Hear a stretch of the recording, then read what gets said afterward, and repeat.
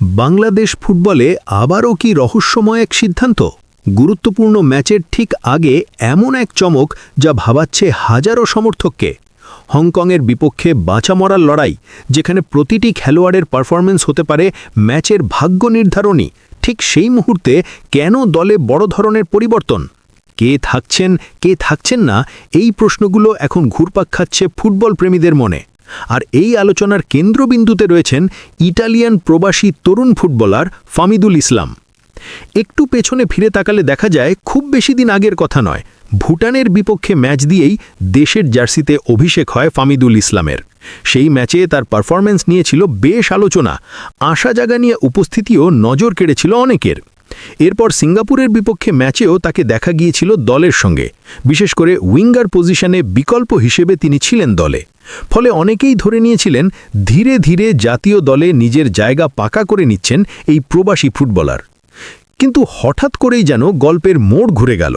বাফুপে এক ঘোষণায় জানিয়ে দিয়েছে আসন্ন হংকংয়ের বিপক্ষে গুরুত্বপূর্ণ ম্যাচে জাতীয় দলের ব্যাগআউটে দেখা যাবে না ফামিদুল ইসলামকে।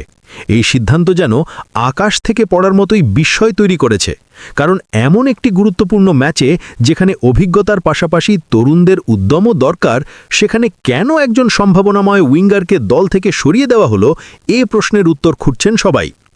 শুধু তাই নয়, বিষয়টি আরও চমকপ্রদ হয়ে ওঠে যখন জানা যায় ফামিদুলকে পুরোপুরি দল থেকে বাদ দেওয়া হয়নি, বরং তাকে পাঠানো হয়েছে অনূর্ধ্ব-23 দলের ডাগআউটে। অর্থাৎ জাতীয় দলের মূল আসর ছেড়ে তাকে এখন খেলতে হবে যুব পর্যায়ে। এটি নিঃসন্দেহে তার ক্যারিয়ারের জন্য একটি অপ্রত্যাশিত মোড়, এবং একই সঙ্গে সমর্থকদের মাঝেও তৈরি করেছে নানা জল্পনা-কল্পনা। এই অনূর্ধ্ব-23 দলে ফামিদুল একা নন, তার সঙ্গে রয়েছেন সান্ডারল্যান্ডে বেড়ে ওঠা তরুণ ফুটবলার তুর্কি কিউবা মিচেল।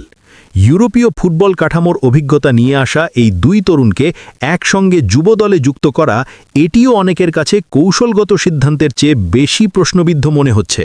কারণ যখন জাতীয় দল সবচেয়ে গুরুত্বপূর্ণ ম্যাচের প্রস্তুতি নিচ্ছে, তখন এমন প্রতিভাবান খেলোয়াড়দের মূল দল থেকে সরিয়ে নেওয়া কতটা যৌক্তিক তা নিয়ে উঠছে নানা প্রশ্ন।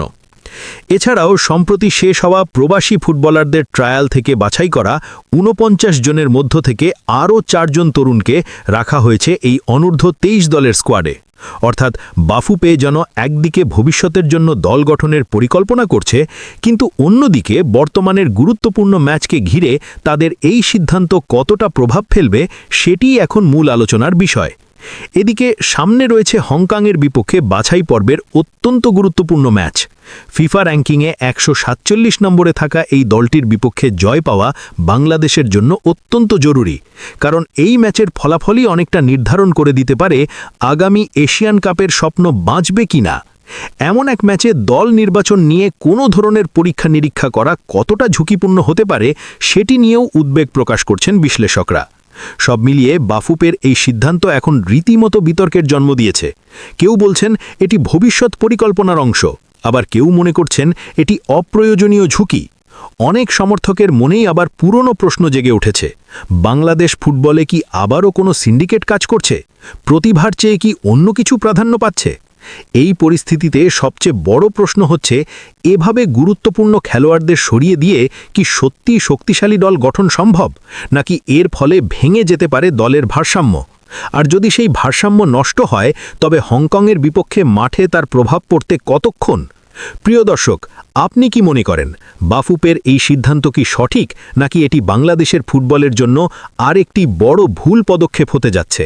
ফামিদুল ইসলামকে মূল দল থেকে সরিয়ে দেওয়া কি ভবিষ্যতের বিনিয়োগ, নাকি বর্তমানের ক্ষতি? আপনার মতামত অবশ্যই জানাবেন, কারণ এই একটি সিদ্ধান্তই হয়তো বদলে দিতে পারে বাংলাদেশের ফুটবলের আগামী পথচলা এবং এশিয়ান কাপের স্বপ্নের ভাগ্য।